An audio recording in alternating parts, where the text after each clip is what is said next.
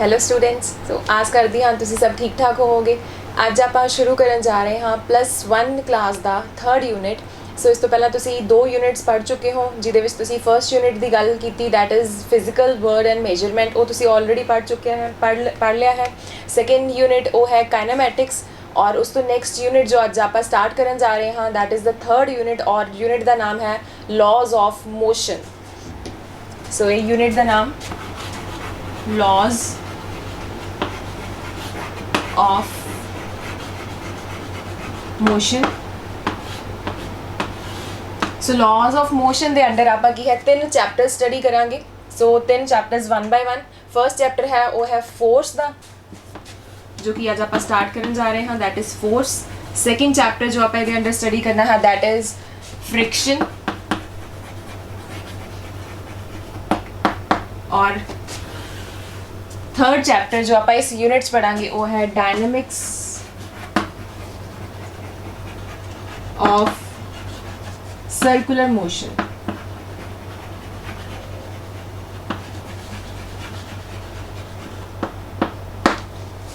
सो ये अपने 3 चैप्टर हैं जो मेन हैडिंग की हैं लॉज ऑफ मोशन, ਉਹਦੇ अंडर ਆਪਾਂ कवर करांगे। So let us start with chapter number 1, और चैप्टर का नाम की है that is force.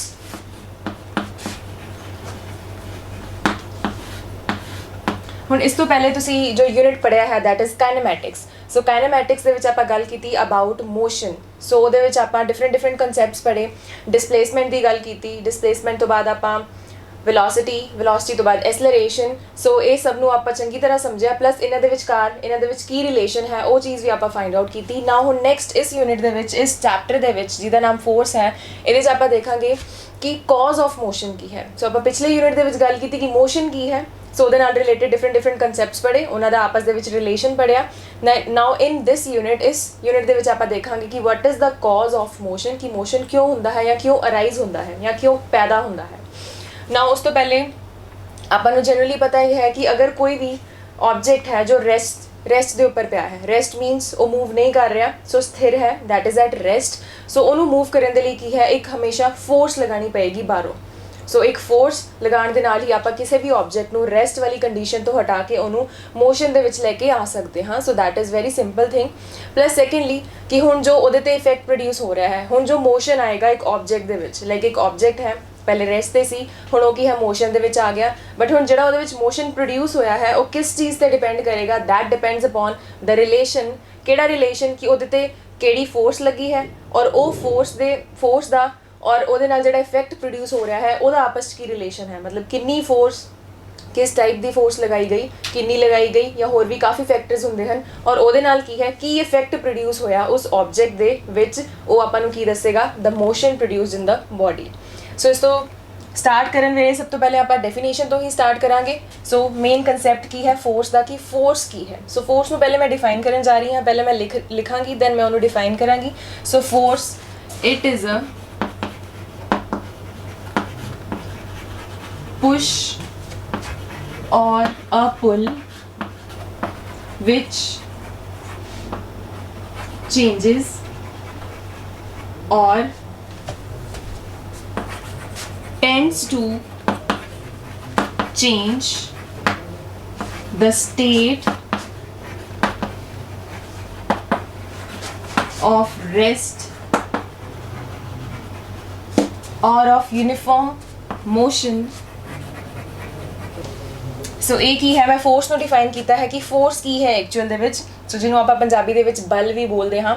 So force, it is a push or a pull. So push means ਧੱਕਾ ਲਗਾਉਣਾ ਕਿਸੇ ਚੀਜ਼ ਨੂੰ, ਪੁੱਲ ਮੀਨਸ ਉਹਨੂੰ ਆਪਣੇ ਵੱਲ ਖਿੱਚਣਾ। So it is either a push ਜਾਂ ਫਿਰ ਇੱਕ ਪੁੱਲ ਵਿਚ changes or tends to change. ਹੁਣ ਇਹਦੇ ਵਿੱਚ ਕੀ ਫਰਕ ਹੈ, ਚੇਂਜਸ ਮੀਨਸ ਉਹ ਕਰ ਰਿਹਾ ਹੈ, ਟੈਂਡਸ ਟੂ ਚੇਂਜ ਮੀਨਸ ਉਹਦੇ ਵਿੱਚ ਉਹ ਕੈਪੈਸਿਟੀ ਹੈ, ਉਹਦੇ 'ਚ ਉਹ ਟੈਂਡੈਂਸੀ ਹੈ, ਉਹ ਕਰ ਸਕਦਾ ਹੈ। ਸੋ which changes or tends to change the state of rest or of uniform motion of a body. Means force की है एक पुश है या फिर एक पुल है जो कि है चेंज कर सकता है, या फिर जिहदे च कैपेसिटी है या टेंडेंसी है की करन दी to change the state of rest. कि अगर कोई चीज़ है, कोई ऑब्जेक्ट है रेस्ट के उपर है, दैन उस स्टेट को चेंज कर सकता है। या फिर अगर कोई ऑब्जेक्ट यूनीफॉर्मली मूव कर रहा है, मीनस उसकी की है वेलोसिटी सेम है, और डायरैक्शन भी चेंज नहीं हो रही, सो यूਨੀਫਾਰਮ ਵੈਲੋਸਿਟੀ ਦੇ ਨਾਲ ਮੂਵ ਕਰ ਰਿਹਾ ਹੈ, ਦੈਨ ਉਸ ਸਟੇਟ ਨੂੰ ਵੀ ਚੇਂਜ ਕਰਨ ਦੇ ਲਈ ਜੋ ਆਪਾਂ ਉਹਦੇ ਤੇ ਚੀਜ਼ ਅਪਲਾਈ ਕਰਦੇ ਹਾਂ ਉਹਨੂੰ ਆਪਾਂ ਕੀ ਬੋਲਦੇ ਹਾਂ, ਫੋਰਸ ਬੋਲਦੇ ਹਾਂ। ਸੋ ਇੱਕ ਵਾਰ ਮੈਂ ਇਹਨੂੰ ਫੇਰ ਰਿਪੀਟ ਕਰ ਰਹੀ ਹਾਂ, it is a push or a pull which changes or tends to change the state of rest। ਕਿਹੜੀਆਂ states, ਇੱਕ ਤਾਂ ਹੈ state of rest ਔਰ ਦੂਸਰੀ ਕਿਹੜੀ ਹੈ, uniform motion of a body। ਸੋ ਇਹ ਕੀ ਹੈ, ਡੈਫੀਨੇਸ਼ਨ ਹੈ ਫੋਰਸ ਦੀ। ਸੋ ਅਗਰ ਸਿੰਪਲ ਜੀ ਐਗਜ਼ਾਮਪਲ ਲਈਏ, ਲਾਈਕ ਰੂਮ ਦੇ ਵਿੱਚ ਆਪਣੇ ਕੋਲ ਇੱਕ ਚੇਅਰ ਪਈ ਹੈ, ਦੈਟ ਇਜ਼ ਐਟ ਰੈਸਟ।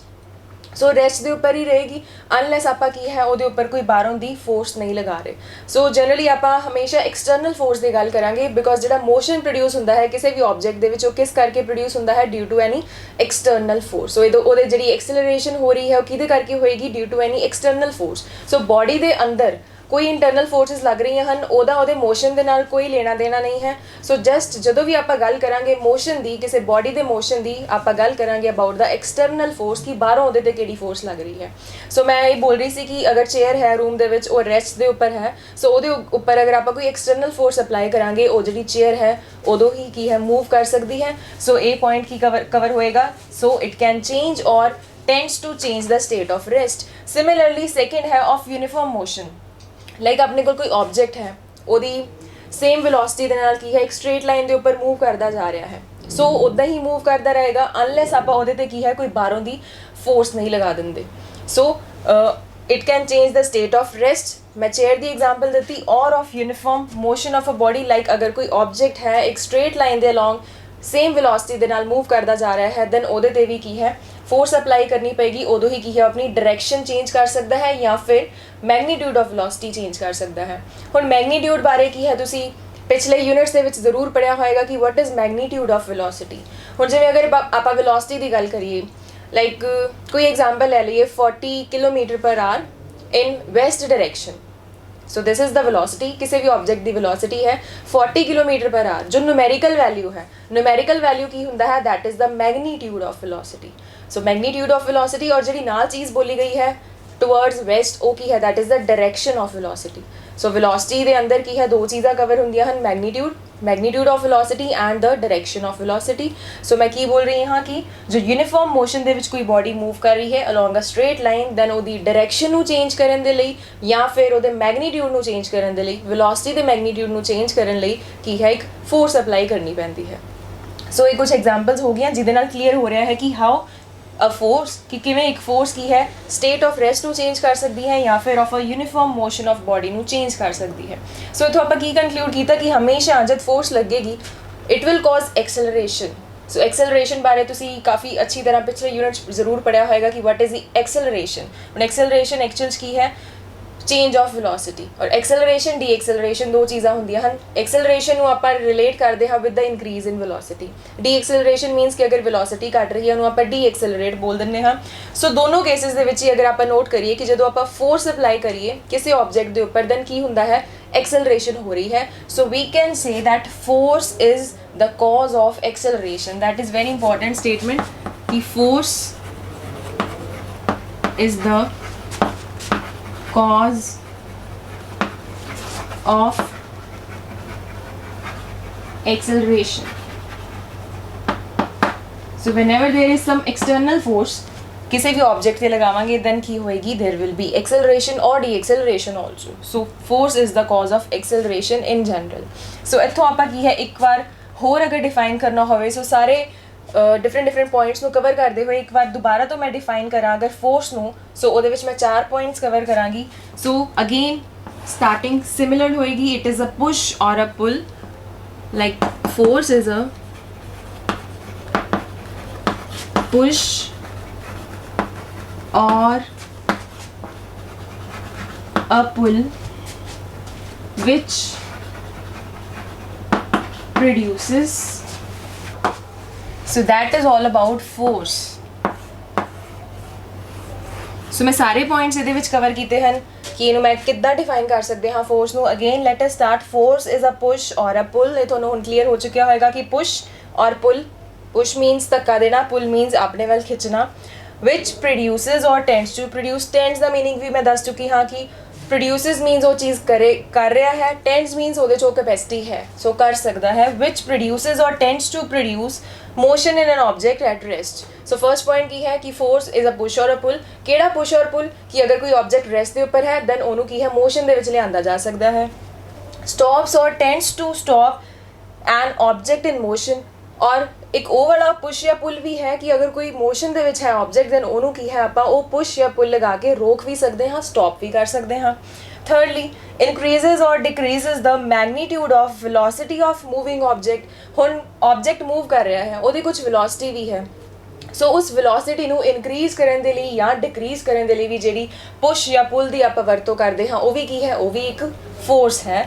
ਔਰ lastly change the direction of motion of a moving object. So चौथी चीज़ की है, तीजी सी की टू इंक्रीज और decrease the velocity of moving object. चौथी की है that to change the direction of motion of moving object कि अगर आप जरा ऑब्जेक्ट किसी डायरेक्शन जा रहा है, पर्टिकुलर डायरेक्शन जा रहा है दैन ਉਹਦੀ डायरेक्शन ਨੂੰ चेंज ਕਰਨ ਦੇ ਲਈ ਵੀ ਜਿਹੜੀ पुश ਜਾਂ पुल ਦੀ ਵਰਤੋਂ ਕੀਤੀ ਜਾਂਦੀ ਹੈ ਉਹਨੂੰ ਵੀ ਆਪਾਂ ਕੀ ਬੋਲਦੇ ਹਾਂ, दैट इज़ कॉल्ड फोर्स। सो ਇਹ ਕੀ ਹੈ पूरी एक्सप्लेनड पूरी डेफिनेशन है जिहदे विच सारे दे सारे पॉइंट्स कवर हो रहे हैं। So what is a force, that is a push और पुल और नाल दे नाल की है चारों पॉइंट्स। सो चारों दे विचों कोई भी एक चीज़ अगर अप्लाई हो रही है that is called a force.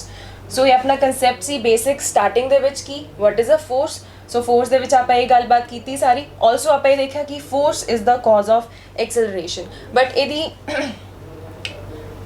Force is cause of acceleration की अगर मैं एक एग्जाम्पल देवां जिस केस दे विच की है फोर्स करके एक्सेलरेशन ना होंदी होवे, सो इन सम केस सो आपां की है दी एक एग्जाम्पल दईए, लाइक आप एक ट्रक की एग्जाम्पल ले लीए या जस्ट वॉल की एग्जाम्पल ले लीए कि आपां की है अपने हैंड्स यूज़ करके वॉल ਨੂੰ की है पुश करिए, धक्का लगाइए। सो फोर्स लगा रहे हैं बिकॉज पुश कर रहे हैं and that push is called a force. So आप फोर्स अप्लाई कर रहे हैं बट हुण इस केस दे विच की है जिहड़ी वॉल है वो की है मूव नहीं करेगी। सो नो मूवमेंट नहीं है, ऑब्वियसली वेलोसिटी नहीं है, एक्सेलरेशन भी नहीं है, so no acceleration will be there. So that is not always the case कि फोर्स लगाने दे नाल हमेशा ही की है एक्सेलरेशन होएगी ही होएगी। सो दी की है एक मैं एग्जाम्पल दी है। जस्ट हुण इस तो बाद नैक्सट कंसैप्ट वाल वध रहे हाँ। फोर्स तो बाद आपां नैक्सट गल करांगे that is about inertia. So next अपना जो पार्ट है दैट इज़ इनर्शिया।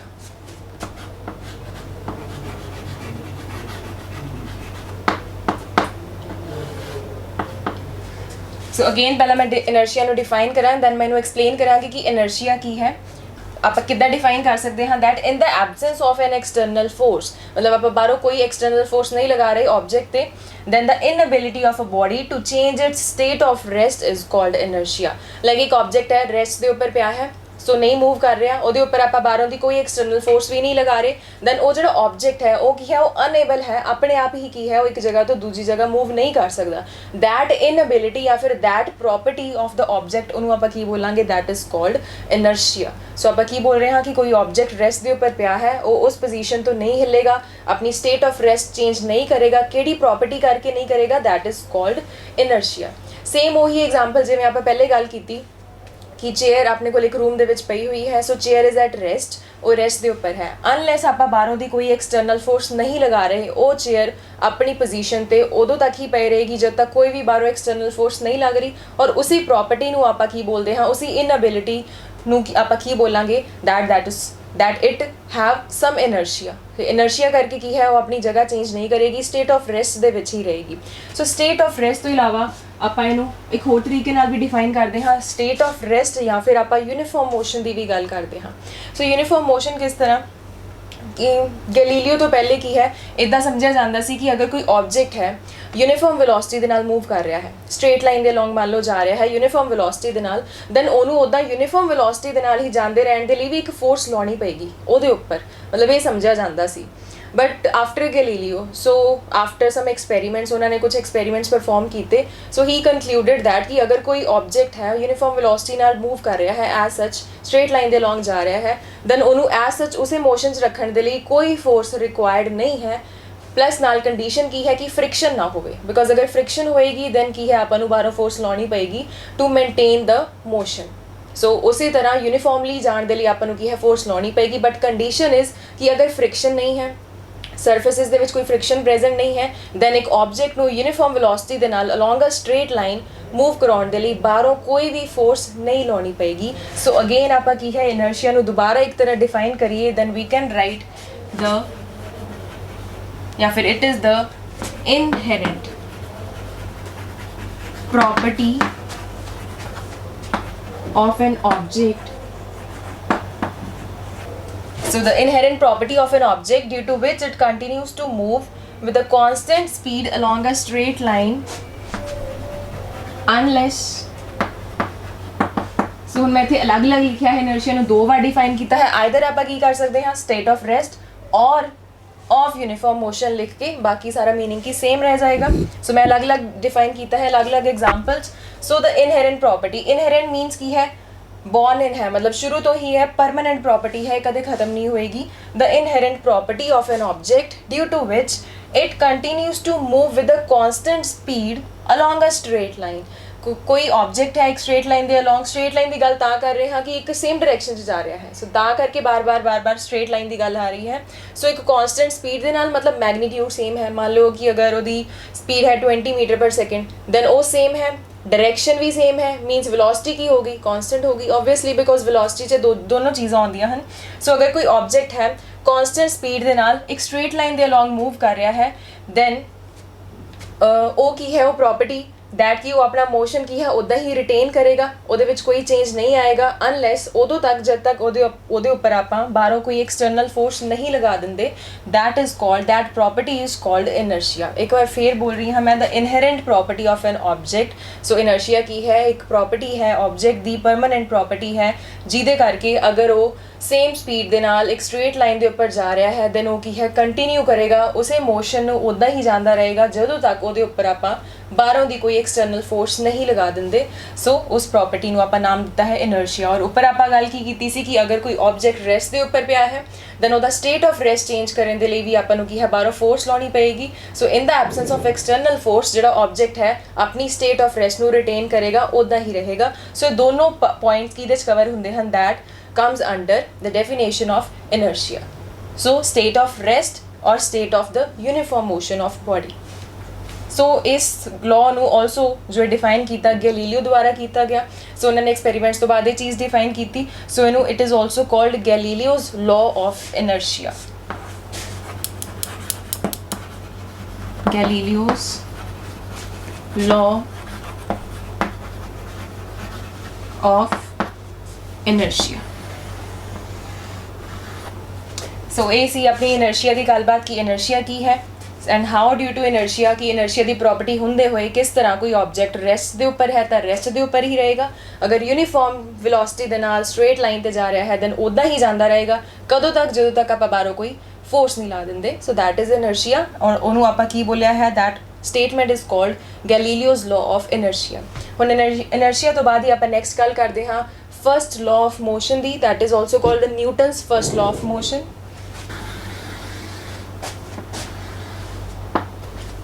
जो कि इस यूनिट का नाम भी है that is the laws of motion so there are 3 laws of motion आप 1 बाय 1 की है सारे लॉज ऑफ मोशन स्टडी करांगे फर्स्ट ऑफ ऑल आप गल करांगे Newton's first law of motion obviously कि इन्होंने न्यूटन क्यों बोलिया जाता है Newton's first law of motion because ये लॉ किने दिता सी न्यूटन ने दिता सी Isaac Newton so Newton's first law of motion same पहले मैं इत्थे लिखांगी then I will explain so it states that so ये Newton's first law of motion states that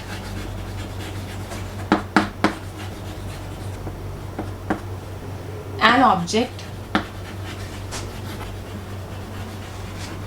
continues to be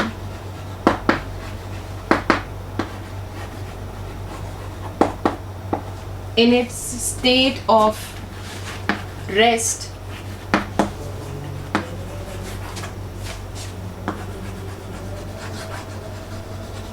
or of uniform motion along a straight line external force so एक ही है that is the first law of motion so इन्हें देखिए ध्यान नाल according to it या फिर it states that an object continues to be in its state of rest or of uniform motion along a straight line unless compelled to change its state by an external force। सो ਤੁਹਾਨੂੰ clear ਹੋ ਹੀ ਗਿਆ ਹੋਏਗਾ ਕਿ ਕੋਈ ਵੀ object ਕੀ ਹੈ ਜਦੋਂ ਤੱਕ ਬਾਹਰੋਂ ਕੋਈ ਐਕਸਟਰਨਲ ਫੋਰਸ ਨਹੀਂ ਲਗਾ ਰਹੇ ਜਾਂ ਫਿਰ ਉਹਨੂੰ ਨਹੀਂ ਕੰਪੈਲ ਕੀਤਾ ਜਾਂਦਾ ਬਾਈ ਯੂਜ਼ਿੰਗ ਸਮ ਐਕਸਟਰਨਲ ਫੋਰਸ, ਉਹ ਕੀ ਹੈ ਸਟੇਟ ਆਫ ਰੈਸਟ ਦੇ ਵਿੱਚ ਹੀ ਰਹੇਗਾ। ਔਰ ਸੈਕੰਡਲੀ ਨਾਲ ਦੀ ਨਾਲ ਕੀ ਹੈ ਅਗਰ ਯੂਨੀਫਾਰਮ ਮੋਸ਼ਨ ਫੋਲੋ ਕਰ ਰਿਹਾ ਹੈ ਅਲੋਂਗ ਅ ਸਟ੍ਰੇਟ ਲਾਈਨ ਦੈਨ ਉਹਨੂੰ ਵੀ ਕੀ ਹੈ ਕੰਟੀਨਿਊ ਕਰੇਗਾ। ਹੁਣ ਆਪਾਂ ਨੂੰ ਇਹ ਪੜ੍ਹਨ ਤੋਂ ਕਲੀਅਰ ਹੋ ਰਿਹਾ ਹੈ ਕਿ ਜੋ ਆਪਾਂ ਪਿੱਛੇ ਇਨਰਸ਼ੀਆ ਦੇ ਵਿੱਚ ਗੱਲ ਕੀਤੀ, ਸੋ ਇਨਰਸ਼ੀਆ ਦੇ ਵਿੱਚ ਜੋ ਗੈਲੀਲੀਓਜ਼ ਲਾਅ ਆਫ ਇਨਰਸ਼ੀਆ ਆਪਾਂ ਪੜ੍ਹਿਆ, ਸੋ ਸੇਮ ਚੀਜ਼ ਹੀ ਆਪਾਂ ਨੂੰ ਇੱਥੇ ਦਿੱਤੀ ਜਾ ਰਹੀ ਹੈ। ਸੋ ਸੇਮ ਚੀਜ਼ ਹੀ ਆਪਾਂ ਕੀ ਹੈ Newton's first law of motion ਦੇ ਵਿੱਚ ਪੜ੍ਹ ਰਹੇ ਹਾਂ। So that is why Newton's first law of motion ਨੂੰ ਹੀ ਆਪਾਂ ਕੀ ਕਹਿ ਦਿੰਦੇ ਹਾਂ, that is also called the law of inertia, because inertia ਦੀ ਡੈਫੀਨੇਸ਼ਨ ਦੇ ਵਿੱਚ ਵੀ ਇਹੀ ਚੀਜ਼ ਆ ਰਹੀ ਸੀ ਕਿ ਇਨਰਸ਼ੀਆ ਕੀ ਹੈ, ਦੈਟ ਇਜ਼ ਦ ਇਨਹੈਰੈਂਟ ਪ੍ਰੋਪਰਟੀ ਜਿਹਦੇ ਕਰਕੇ ਕੋਈ ਆਬਜੈਕਟ ਕੀ ਹੈ ਰੈਸਟ ਵਾਲੀ ਸਟੇਟ ਦੇ ਵਿੱਚ ਰਹਿੰਦਾ ਹੈ ਜਾਂ ਯੂਨੀਫਾਰਮ ਮੋਸ਼ਨ ਵਾਲੀ ਸਟੇਟ ਕੰਟੀਨਿਊ ਕਰਦਾ ਹੈ ਜਦ ਤੱਕ ਫੋਰਸ ਨਹੀਂ ਲਗਾ ਦਿੰਦੇ। ਸਿਮਿਲਰਲੀ ਜੋ Newton's first law of motion ਹੈ ਉਹ ਵੀ ਕੀ ਚੀਜ਼ ਕਹਿ ਰਿਹਾ ਹੈ ਕਿ ਜਦੋਂ ਤੱਕ ਬਾਹਰੋਂ ਕੋਈ ਐਕਸਟਰਨਲ ਫੋਰਸ ਲਗਾ ਕੇ ਕਿਸੇ ਆਬਜੈਕਟ ਨੂੰ ਕੰਪੈਲ ਨਾ ਕੀਤਾ ਜਾਵੇ ਉਦੋਂ ਤੱਕ ਕੀ ਹੈ ਉਹ ਸਟੇਟ ਆਫ ਰੈਸਟ 'ਚ ਰਹੇਗਾ ਜਾਂ ਫਿਰ ਯੂਨੀਫਾਰਮ ਮੋਸ਼ਨ ਅਲੋਂਗ ਅ ਸਟ੍ਰੇਟ ਲਾਈਨ ਕੰਟੀਨਿਊ ਕਰੇਗਾ। ਸੋ ਸੇਮ ਚੀਜ਼ ਹੀ ਲਾਅ ਆਫ ਇਨਰਸ਼ੀਆ ਦੇ ਵਿੱਚ ਆਪਾਂ ਪੜ੍ਹੀ। ਸੋ ਦੈਟ ਇਜ਼ ਵਾਈ ਜਿਹੜਾ ਫਰਸਟ ਲਾਅ ਆਫ ਮੋਸ਼ਨ ਹੈ ਉਹਨੂੰ ਆਪਾਂ ਬੋਲਦੇ ਹਾਂ law of inertia. So in exam ਅਗਰ ਇਹ ਕੁਐਸਚਨ ਆ ਜਾਵੇ ਕਿ what do you mean ਜਾਂ define law of inertia, then same ਆਪਾਂ ਕੀ ਹੈ ਫਰਸਟ ਲਾਅ ਆਫ ਮੋਸ਼ਨ ਨੂੰ ਹੀ ਡਿਫਾਈਨ ਕਰਾਂਗੇ। ਸੋ ਉੱਥੇ ਕਨਫਿਊਜ਼ ਨਹੀਂ ਹੋਣਾ ਕਿ ਇਹ ਕਿਹੜਾ ਲਾਅ ਪੁੱਛਿਆ ਗਿਆ ਹੈ, ਬੋਥ ਆਰ ਸੇਮ। ਸੋ ਇਹਦੇ ਵਿੱਚ ਹੁਣ ਕਿਹੜੇ ਪੁਆਇੰਟਸ ਕਵਰ ਹੋਣਗੇ, ਸੋ ਆਪਾਂ 3 ਪੁਆਇੰਟਸ ਦੀ ਗੱਲ ਕਰ ਸਕਦੇ ਹਾਂ। That so when object is at rest, ਕਿ ਇੱਕ ਕੰਡੀਸ਼ਨ ਕੀ ਹੈ ਕਿ ਆਬਜੈਕਟ ਰੈਸਟ ਦੇ ਉੱਪਰ ਹੈ, then to set it into motion, so ਉਹਨੂੰ ਮੋਸ਼ਨ ਦੇ ਵਿੱਚ ਲਿਆਉਣ ਦੇ ਲਈ ਵੀ ਕੀ ਹੈ ਆਪਾਂ ਨੂੰ ਬਾਹਰੋਂ ਇੱਕ ਐਕਸਟਰਨਲ ਫੋਰਸ ਲਾਉਣੀ ਪਏਗੀ। ਸੋ ਮੈਂ ਇਹਨੂੰ ਹੀ ਕੀ ਹੈ 3 ਪੁਆਇੰਟਸ ਦੇ ਵਿੱਚ ਬ੍ਰੇਕ ਕਰ ਰਹੀ ਹਾਂ। So first is when object is at rest, then to set it into motion, ਉਦੋਂ ਕੀ ਹੈ ਆਪਾਂ ਨੂੰ ਬਾਹਰੋਂ ਇੱਕ ਐਕਸਟਰਨਲ ਫੋਰਸ ਅਪਲਾਈ ਕਰਨੀ ਪਏਗੀ ਤਾਂ ਕਿ ਕੋਈ ਆਬਜੈਕਟ ਕੀ ਹੈ ਰੈਸਟ ਤੋਂ ਮੋਸ਼ਨ ਜਾ ਸਕੇ। ਸੈਕੰਡ ਪੁਆਇੰਟ ਕੀ ਹੋਏਗਾ when object is moving, so object already move ਕਰ ਰਿਹਾ ਹੈ, when object is moving line. So ਹੁਣ ਇਹਦੇ 'ਚ ਫਰਸਟ ਪਾਰਟ ਦੇਖੀਏ ਕਿ ਜੋ ਹੁਣ ਉਹਦੀ ਸਪੀਡ ਹੈ, ਸੋ ਸਪੀਡ ਨੂੰ ਇਨਕਰੀਜ਼ ਕਰਨ ਦੇ ਲਈ ਜਾਂ ਡਿਕਰੀਜ਼ ਕਰਨ ਦੇ ਲਈ ਵੀ ਆਪਾਂ ਨੂੰ ਕੀ ਹੈ ਬਾਹਰੋਂ ਇੱਕ ਐਕਸਟਰਨਲ ਫੋਰਸ ਲਾਉਣੀ ਪਏਗੀ, ਪਲੱਸ ਕਿਸ ਡਾਇਰੈਕਸ਼ਨ 'ਚ ਲਾਉਣੀ ਪਏਗੀ।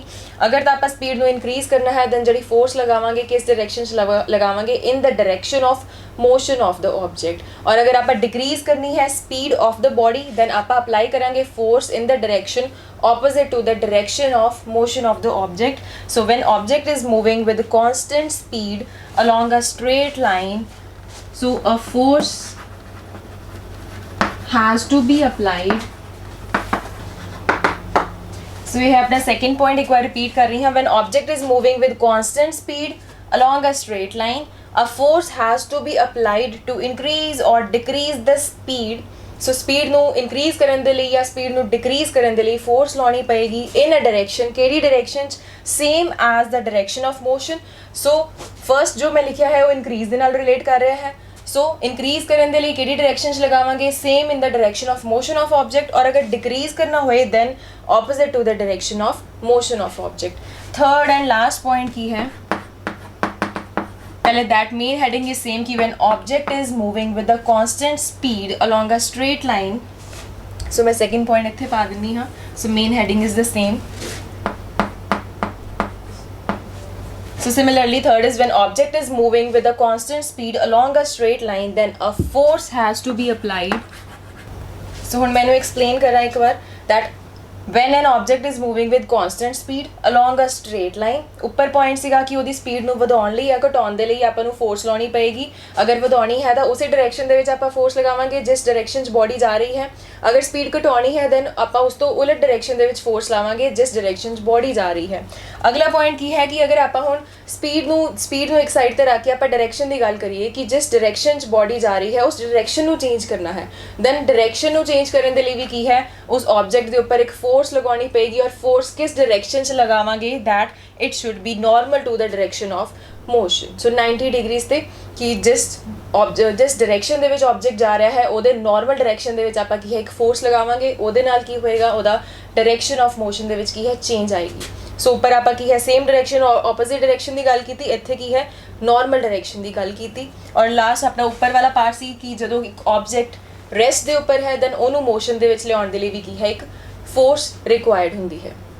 ਸੋ ਇਹ ਸਾਰਾ ਕੀ ਹੈ that comes under the Newton's first law of motion। ਸੋ ਇਹਦੇ ਵਿੱਚ ਮੇਨ ਜੋ ਲਰਨ ਕਰਨ ਵਾਲਾ ਪਾਰਟ ਹੈ ਉਹ ਕੀ ਹੈ, law जो मेन लॉ है ਇਹਦੀ स्टेटमेंट है। सो दोनों फॉर्म्स ਦੇ ਵਿੱਚ ਆ ਸਕਦਾ ਹੈ ਕਿ डिफाइन लॉ ऑफ इनर्शिया या फिर the Newton's first of motion. ਇਹ जस्ट अंडरस्टैंडिंग ਦੇ ਲਈ ਹੈ ਕਿ ਆਪਾਂ ਇਹਨੂੰ ਪੂਰਾ ਕਿਸ ਤਰ੍ਹਾਂ ਸਮਝ ਸਕਦੇ ਹਾਂ।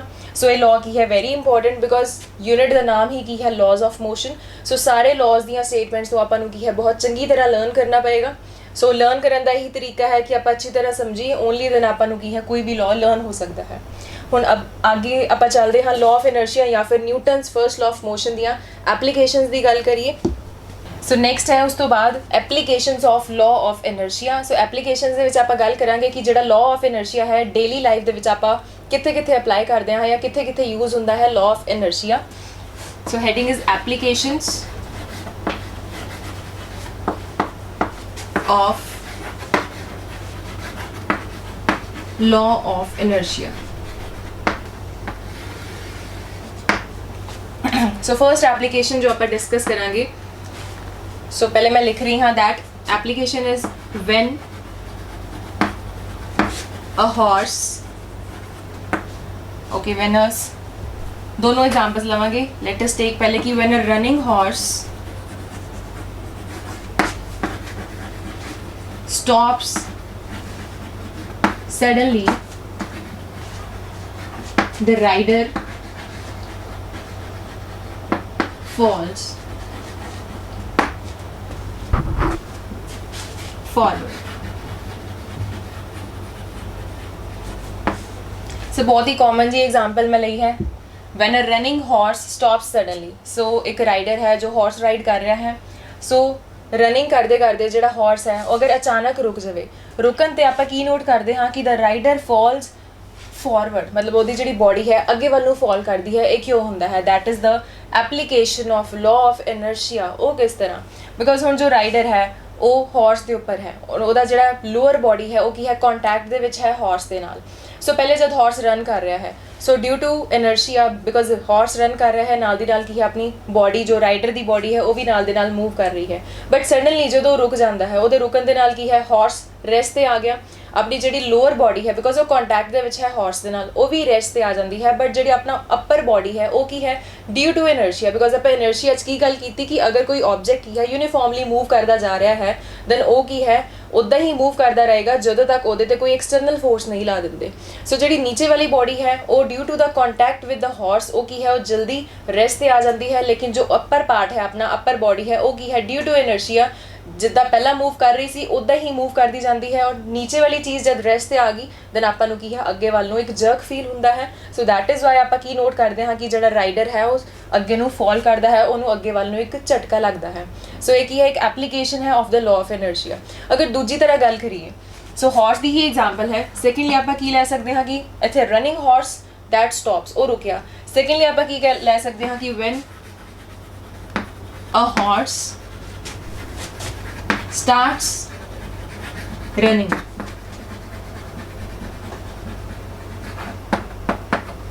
ਸੋ ਇਹਦੇ ਵਿੱਚ ਕੀ ਹੋਏਗਾ ਕਿ ਜਦੋਂ ਇੱਕ ਹੌਰਸ ਹੈ ਔਰ ਉਹਦੇ ਉੱਪਰ ਰਾਈਡਰ ਬੈਠਾ ਹੋਇਆ ਹੈ, ਜਦੋਂ ਉਹਨੇ ਅਚਾਨਕ ਹੀ ਰੈਸਟ ਪੋਜੀਸ਼ਨ ਤੋਂ ਕੀ ਹੈ ਉਹਨੇ ਚੱਲਣਾ ਸ਼ੁਰੂ ਕਰਦਾ, ਰਨ ਕਰਨਾ ਸ਼ੁਰੂ ਕਰ ਦਿੱਤਾ, ਦੈਨ ਉਹਦੇ ਨਾਲ ਕੀ ਹੋਏਗਾ ਆਪਣੀ ਜਿਹੜੀ ਲੋਅਰ ਬੋਡੀ ਹੈ ਉਹ ਕੀ ਹੈ ਕੰਟੈਕਟ ਦੇ ਵਿੱਚ ਹੈ ਹੌਰਸ ਦੇ ਨਾਲ, ਦੈਨ ਉਹ ਕੀ ਹੈ ਮੋਸ਼ਨ 'ਚ ਆ ਜਾਏਗੀ। ਲੇਕਿਨ ਆਪਣੀ ਪੂਰੀ ਬੋਡੀ ਕੀ ਹੈ ਪਹਿਲੇ ਰੈਸਟ ਦੇ ਉੱਪਰ ਸੀ। ਸੋ ਡਿਊ ਟੂ ਇਨਰਸ਼ੀਆ ਅਗਰ ਕੋਈ ਚੀਜ਼ ਰੈਸਟ ਦੇ ਉੱਪਰ ਹੈ ਤਾਂ ਰੈਸਟ 'ਤੇ ਹੀ ਰਹਿੰਦੀ ਹੈ ਜਦੋਂ ਤੱਕ ਬਾਹਰੋਂ ਕੋਈ ਫੋਰਸ ਨਾ ਲੱਗੇ। ਸੋ ਲੋਅਰ ਬੋਡੀ ਕੀ ਹੈ ਉਹ ਪਹਿਲੇ ਮੋਸ਼ਨ 'ਚ ਆ ਜਾਏਗੀ, ਲੇਕਿਨ ਜਿਹੜੀ ਅੱਪਰ ਬੋਡੀ ਹੈ ਉਹ ਉਸੇ ਸਟੇਟ 'ਚ ਰਹੇਗੀ, ਸਟੇਟ ਆਫ ਰੈਸਟ 'ਚ ਰਹੇਗੀ ਜਿਸ ਸਟੇਟ ਦੇ ਵਿੱਚ ਉਹ ਪਹਿਲੇ ਸੀ। ਸੋ ਦੈਟ ਇਜ਼ ਵਾਈ ਜਦੋਂ ਇੱਕ ਹੌਰਸ ਕੀ ਹੈ ਸਡਨਲੀ ਦੌੜਨਾ ਸ਼ੁਰੂ ਕਰ ਦੇਵੇ, ਰਨ ਕਰਨਾ ਸ਼ੁਰੂ ਕਰ ਦੇਵੇ, ਦੈਨ ਜਿਹੜੀ ਆਪਣੀ ਅੱਪਰ ਬੋਡੀ ਹੈ ਉਹਨੂੰ ਜਰਕ ਫੀਲ ਹੁੰਦਾ ਹੈ। ਬਟ ਹੁਣ ਕਿਹੜੀ ਡਾਇਰੈਕਸ਼ਨ 'ਚ ਫੀਲ ਹੋਏਗਾ, that will be in the backward direction, because ਜਿਹੜੀ ਲੋਅਰ ਬੋਡੀ ਹੈ ਉਹ due to the contact with the horse ਉਹ ਕੀ ਹੈ ਉਹਨੇ ਮੂਵ ਕਰਨਾ ਸ਼ੁਰੂ ਕਰ ਦਿੱਤਾ। ਬਟ ਉੱਪਰ ਵਾਲੀ ਬੋਡੀ ਕੀ ਹੈ ਡਿਊ ਟੂ ਇਨਰਸ਼ੀਆ ਹਜੇ ਵੀ ਕੀ ਹੈ ਸਟੇਟ ਆਫ ਰੈਸਟ ਵਿੱਚ ਸੀ। ਸੋ ਇਹ ਦੋਨੋਂ ਰਿਲੇਟਡ ਜਿਹੀਆਂ ਐਗਜ਼ਾਮਪਲਸ ਹੋ ਗਈਆਂ। ਇੱਕ ਐਗਜ਼ਾਮਪਲ ਅਗਰ ਆਪਾਂ ਦੇਈਏ ਕਿ ਵੀ ਹਿਟ ਅ ਕਾਰਪੈਟ। ਸੋ ਇਹ ਸਾਰੀ ਐਗਜ਼ਾਮਪਲਸ ਬਹੁਤ ਇੰਪੋਰਟੈਂਟ ਹਨ ਬਿਕੋਜ਼ ਇਹਨਾਂ ਦੇ ਵਿੱਚੋਂ ਹੀ ਕੀ ਹਨ ਕਨਸੈਪਚੁਅਲ ਕੁਐਸਚਨਸ ਪੁੱਛੇ ਜਾਂਦੇ ਹਨ ਕਿ ਵਾਈ ਡਸ ਦਿਸ ਸੋ, ਕਿ ਇੱਦਾਂ ਕਿਉਂ ਹੁੰਦਾ ਹੈ, ਇੱਦਾਂ ਕਿਉਂ ਨਹੀਂ ਹੁੰਦਾ। ਸੋ ਇਹ ਸਾਰੀਆਂ ਨੂੰ ਇਹ ਬਹੁਤ ਧਿਆਨ ਨਾਲ ਪੜ੍ਹਨਾ ਜ਼ਰੂਰੀ ਹੈ। We hit a carpet to remove the dust. So ਇਹ ਵੀ ਕੀ ਹੈ that is also the application of law of inertia. ਹੁਣ ਇਹਦੇ ਵਿੱਚ ਵੀ ਇਨਰਸ਼ੀਆ ਕਿਸ ਤਰ੍ਹਾਂ ਕੰਮ ਕਰ ਰਿਹਾ ਹੈ ਕਿ ਆਪਣੇ ਕੋਲ ਇੱਕ ਕਾਰਪੇਟ ਹੈ, ਉਹਦੇ ਵਿੱਚ ਕੀ ਹੈ ਡਸਟ ਪਾਰਟੀਕਲਸ ਹਨ। ਸੋ ਪਹਿਲੇ ਕੀ ਹੈ ਉਹ ਰੈਸਟ 'ਤੇ ਹੈ, ਉਹਦੇ 'ਚ ਕੋਈ ਮੋਸ਼ਨ ਨਹੀਂ ਹੈ। ਸੋ ਐਜ਼ ਸੱਚ ਆਪਾਂ ਕੀ ਹੈ ਲਾਈਕ ਕਾਰਪੇਟ ਨੂੰ ਪਕੜਿਆ, ਹਜੇ ਉਹ ਰੈਸਟ 'ਤੇ ਹੈ। ਆਪਾਂ ਇੱਕ ਸਟਿਕ ਲੈ ਕੇ ਕੀ ਹੈ ਉਹਨੂੰ ਮਾਰਨਾ ਸ਼ੁਰੂ ਕਰਦੇ ਹਾਂ। ਸੋ ਜਦ ਆਪਾਂ ਉਹਦੇ ਨਾਲ ਸਟਰਾਈਕ ਕਰਵਾਉਂਦੇ ਹਾਂ, ਉਹਦੇ ਨਾਲ ਕੀ ਹੈ ਜਿਹੜਾ ਕਾਰਪੇਟ ਹੈ ਮੋਸ਼ਨ 'ਚ ਆ ਜਾਂਦਾ ਹੈ। ਬਟ ਵਿੱਚ ਜਿਹੜੇ ਡਸਟ ਪਾਰਟੀਕਲਸ ਪ੍ਰੈਜ਼ੈਂਟ ਹਨ, ਛੋਟੇ ਛੋਟੇ ਕਿੰਨੇ ਸਾਰੇ ਡਸਟ ਪਾਰਟੀਕਲਸ ਪ੍ਰੈਜ਼ੈਂਟ ਹਨ, ਡਿਊ ਟੂ ਇਨਰਸ਼ੀਆ ਉਹ ਕੀ ਕਰਦੇ ਹਨ ਆਪਣੀ ਉਹੀ ਪਹਿਲੇ ਵਾਲੀ ਸਟੇਟ ਰਿਟੇਨ ਕਰਦੇ ਹਨ। ਬਿਕੋਜ਼ ਪਹਿਲੇ ਕੀ ਹੈ ਕਾਰਪੇਟ ਔਰ ਡਸਟ ਪਾਰਟੀਕਲਸ ਦੋਨੋਂ ਕੀ ਹਨ ਰੈਸਟ ਦੇ ਉੱਪਰ ਸੀ। ਬਟ ਜਦੋਂ ਆਪਾਂ ਸਟਿਕ ਦੇ ਨਾਲ ਉਹਨੂੰ ਮਾਰਨਾ ਸ਼ੁਰੂ ਕੀਤਾ ਜਸਟ ਫॉर द ਸਟਾਰਟਿੰਗ, ਜਦ ਸ਼ੁਰੂ ਹੀ ਕੀਤਾ ਉਦੋਂ ਕੀ ਹੈ ਜਿਹੜਾ ਕਾਰਪੇਟ ਹੈ ਉਹ ਮੋਸ਼ਨ ਦੇ ਵਿੱਚ ਆਇਆ। ਮੋਸ਼ਨ 'ਚ ਆਉਣ ਦੇ ਨਾਲ ਜਿਹੜੇ ਬਾਕੀ ਦੇ ਡਸਟ ਪਾਰਟੀਕਲਸ ਹਨ ਉਹ ਕੀ ਹਨ ਡਿਊ ਟੂ ਇਨਰਸ਼ੀਆ ਉਹ ਕੀ ਹਨ ਆਪਣੀ ਸਟੇਟ ਆਫ ਰੈਸਟ ਨੂੰ ਰਿਟੇਨ ਕਰਦੇ ਹਨ। ਸੋ ਦੈਟ ਇਜ਼ ਵਾਈ ਜਿਹੜਾ ਡਸਟ ਹੈ ਉਹ ਅਲੱਗ ਹੋ ਜਾਂਦਾ ਹੈ ਫਰੋਮ ਦ ਕਾਰਪੇਟ। ਸੋ ਇਸ ਤਰ੍ਹਾਂ ਆਪਾਂ ਕੀ ਹੈ ਕਿਸੇ ਵੀ ਗੰਦੇ ਕੱਪੜੇ ਨੂੰ ਜਾਂ ਕਿਸੇ ਗੰਦੇ ਕਾਰਪੇਟ ਨੂੰ ਆਪਾਂ ਸਟਿਕ ਦੇ ਨਾਲ ਮਾਰ ਕੇ ਉਹਦੇ ਤੋਂ ਡਸਟ ਰਿਮੂਵ ਕਰਵਾ ਸਕਦੇ ਹਾਂ। ਇੱਕ ਵੈਰੀ ਬਹੁਤ ਇੰਪੋਰਟੈਂਟ ਐਗਜ਼ਾਮਪਲ ਹੈ that athlete runs some distance, ਇਹ ਜਨਰਲੀ ਐਗਜ਼ਾਮਸ 'ਚ ਪੁੱਛਿਆ ਵੀ ਜਾਂਦਾ ਹੈ ਇਹ ਵਾਲਾ ਕੁਐਸਚਨ ਕਨਸੈਪਚੁਅਲ ਫਾਰਮ ਦੇ ਵਿੱਚ। So athlete runs some distance before taking a long jump.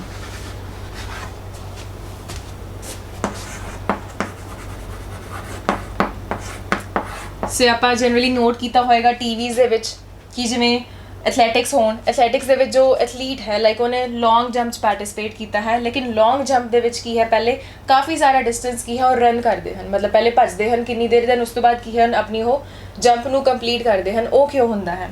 So athlete runs sum distance, ਉਹ ਕੀ ਹੈ ਉਹ ਇੱਕ ਸਟੇਟ 'ਚ ਜਾਣਾ ਚਾਹ ਰਿਹਾ ਹੈ। ਕਿਹੜੀ ਸਟੇਟ ਦੇ ਵਿੱਚ? State of motion. ਸੋ ਅਗਰ ਉਹ ਐਜ਼ ਸੱਚ ਰੈਸਟ ਦੇ ਉੱਪਰ ਖੜਾ ਹੋਇਆ ਜੰਪ ਕਰ ਦੇਗਾ ਦੈਨ ਉਹਦੀ ਜਿਹੜੀ ਇਨੀਸ਼ੀਅਲ ਵੈਲੋਸਿਟੀ ਹੋਏਗੀ ਉਹ ਕੀ ਹੋਏਗੀ ਜਿਸ ਵੈਲੋਸਿਟੀ ਦੇ ਨਾਲ ਉਹਨੇ ਜੰਪ ਕੀਤਾ। ਬਟ ਜਿਹੜੀ ਲੈਂਥ ਆਫ ਜੰਪ ਹੈ ਮਤਲਬ ਕਿੰਨੀ ਦੂਰ ਤੱਕ ਉਹਦੀ ਜੰਪ ਜਾਏਗੀ ਉਹ ਡਿਪੈਂਡ ਕਰਦੀ ਹੈ ਇਨੀਸ਼ੀਅਲ ਵੈਲੋਸਿਟੀ ਦੇ ਉੱਪਰ। ਸੋ ਅਗਰ ਖੜਾ ਜੰਪ ਕਰ ਦੇਗਾ ਦੈਨ ਉਹਦੀ ਵੈਲੋਸਿਟੀ ਉਨੀ ਹੀ ਹੋਏਗੀ ਜਿੰਨੀ ਵੈਲੋਸਿਟੀ ਦੇ ਨਾਲ ਉਹਨੇ ਜੰਪ ਕੀਤਾ। ਲੇਕਿਨ ਅਗਰ ਉਹ ਪਿੱਛੋਂ ਕਾਫੀ ਡਿਸਟੈਂਸ ਤੋਂ ਭੱਜਦਾ ਹੋਇਆ ਆ ਰਿਹਾ ਹੈ ਦੈਨ ਉਹਦੇ 'ਚ ਕਿਹੜੀ ਸਟੇਟ ਆ ਜਾਏਗੀ? ਮੀਨਸ ਕਿ ਉਹ ਇਨਰਸ਼ੀਆ ਕਰਕੇ ਕੀ ਹੈ ਉਹਦੇ 'ਚ ਕੁਝ ਵੈਲੋਸਿਟੀ ਅਟੇਨ ਹੋ ਜਾਏਗੀ, ਮੀਨਸ ਉਹ ਪਿੱਛੋਂ ਭੱਜਦਾ ਹੋਇਆ ਆ ਰਿਹਾ ਹੈ। ਸੋ ਡਿਊ ਟੂ ਇਨਰਸ਼ੀਆ ਉਹ ਆਬਜੈਕਟ ਕੀ ਹੈ ਉੱਦਾਂ ਹੀ ਅੱਗੇ ਭੱਜਦਾ ਰਹੇਗਾ, ਉਸੇ ਸਪੀਡ ਦੇ ਨਾਲ ਭੱਜਦਾ ਰਹੇਗਾ। ਸੋ ਇੱਕ ਉਹਨੇ ਕੀ ਹੈ ਵੈਲੋਸਿਟੀ ਨੂੰ ਅਟੇਨ ਕਰ ਲਿਆ। ਸੋ ਜਦੋਂ ਇੱਕ ਕਾਫੀ ਡਿਸਟੈਂਸ ਮੂਵ ਕਰਨ ਤੋਂ ਬਾਅਦ ਉਹ ਜੰਪ ਕਰੇਗਾ ਉਸ ਟਾਈਮ ਦੇ ਉੱਪਰ ਇੱਕ ਤਾਂ ਵੈਲੋਸਿਟੀ ਜਿਹੜੀ ਉਹਨੇ ਅਟੇਨ ਕੀਤੀ ਹੈ by running plus second velocity ਜਿਹੜੀ ਉਹ ਯੂਜ਼ ਕਰੇਗਾ ਫॉर ਜੰਪਿੰਗ, ਉਹ ਦੋਨੋਂ ਵੈਲੋਸਿਟੀਜ਼ ਕੀ ਹਨ ਐਡ ਅਪ ਹੋ ਜਾਂਦੀਆਂ ਹਨ। ਸੋ ਜਦੋਂ ਦੋਨੋਂ ਵੈਲੋਸਿਟੀਜ਼ ਐਡ ਅਪ ਹੋ ਗਈਆਂ ਦੈਨ ਜੰਪ ਕਰਨ ਤੋਂ ਪਹਿਲੇ ਵਾਲੀ ਉਹਦੀ ਜਿਹੜੀ ਵੈਲੋਸਿਟੀ ਹੈ ਉਹ ਵੱਧ ਗਈ। ਸੋ ਇੱਕ ਤਾਂ ਜਿਹੜੀ ਪਿੱਛੋਂ ਆ ਰਿਹਾ ਸੀ ਉਹ ਵਾਲੀ ਵੈਲੋਸਿਟੀ ਪਲੱਸ ਜਦੋਂ ਨੇ ਜੰਪ ਕੀਤਾ ਉਹ ਵਾਲੀ ਵੈਲੋਸਿਟੀ। ਸੋ ਦੋਨੋਂ ਵੈਲੋਸਿਟੀਜ਼ ਕੀ ਹੋਣਗੀਆਂ ਐਡ ਅਪ ਹੋਣਗੀਆਂ। ਸੋ ਦੈਟ ਇਜ਼ ਵਾਈ ਕਿ ਇਨੀਸ਼ੀਅਲ ਵੈਲੋਸਿਟੀ ਵੱਧ ਹੋਣ ਦੇ ਕਾਰਨ ਜਿਹੜੀ ਉਹਦੀ ਲੈਂਥ ਹੋਏਗੀ ਜੰਪ ਦੀ, ਲੌਂਗ ਜੰਪ ਦੀ ਜਿਹੜੀ ਲੈਂਥ ਹੋਏਗੀ ਉਹ ਵੀ ਕੀ ਆਏਗੀ ਜ਼ਿਆਦਾ ਆਏਗੀ। ਸੋ ਦੈਟ ਇਜ਼ ਵਾਈ ਜੋ ਐਥਲੀਟਸ ਹਨ ਉਹ ਜੰਪ ਕਰਨ ਤੋਂ ਪਹਿਲੇ ਕੀ ਹਨ ਕਾਫੀ ਡਿਸਟੈਂਸ ਭੱਜਦੇ ਹਨ ਜਾਂ ਦੌੜਦੇ ਹਨ ਤਾਂ ਕਿ ਉਹ ਕੀ ਹਨ ਕੁਝ ਵੈਲੋਸਿਟੀ ਨੂੰ ਅਟੇਨ ਕਰ ਸਕਣ ਸੋ ਦੈਟ ਜਿਹੜੀ ਉਹਨਾਂ ਦੀ ਲੈਂਥ ਆਵੇ ਜੰਪ ਦੀ, ਲੌਂਗ ਜੰਪ ਦੀ ਉਹ ਮੈਕਸਿਮਮ ਆਵੇ। ਸੋ ਇਹ ਕੁਝ 3-4 ਐਗਜ਼ਾਮਪਲਸ ਦੀ ਗੱਲ ਕੀਤੀ ਹੈ ਮੈਂ about the applications of law of inertia. ਇਸ ਤੋਂ ਇਲਾਵਾ ਹੋਰ ਵੀ ਕਾਫੀ ਐਪਲੀਕੇਸ਼ਨਸ ਹਨ। ਸੋ ਤੁਸੀਂ ਖੁਦ ਵੀ ਸੋਚ ਸਕਦੇ ਹੋ ਆਪਣੀ ਡੇਲੀ ਲਾਈਫ ਦੇ ਵਿੱਚ ਕਿ ਕਿਹੜੀ ਜਗ੍ਹਾ ਕੀ ਹੈ ਲਾਅ ਆਫ ਇਨਰਸ਼ੀਆ ਆਪਣਾ ਯੂਜ਼ ਹੋ ਰਿਹਾ ਹੈ।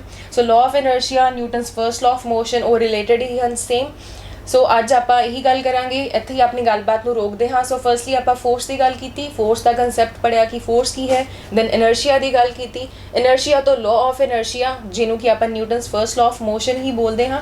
ਦੈਨ ਕੁਝ ਐਪਲੀਕੇਸ਼ਨਸ ਪੜ੍ਹੀਆਂ ਆਪਾਂ, applications of law of inertia and ਆਹ ਵਾਲਾ ਪਾਰਟ ਕੀ ਹੈ ਕਾਫੀ ਇੰਪੋਰਟੈਂਟ ਹੈ ਐਗਜ਼ਾਮੀਨੇਸ਼ਨ ਪੁਆਇੰਟ ਆਫ ਵਿਊ ਤੋਂ। ਨੈਕਸਟ ਹੁਣ ਆਪਾਂ ਗੱਲ ਕਰਾਂਗੇ ਲੀਨੀਅਰ ਮੋਮੈਂਟਮ ਦੀ, ਉਹ ਨੈਕਸਟ ਲੈਕਚਰ ਦੇ ਵਿੱਚ। ਅੱਜ ਦੇ ਲਈ ਇੰਨਾ ਹੀ, ਥੈਂਕ ਯੂ।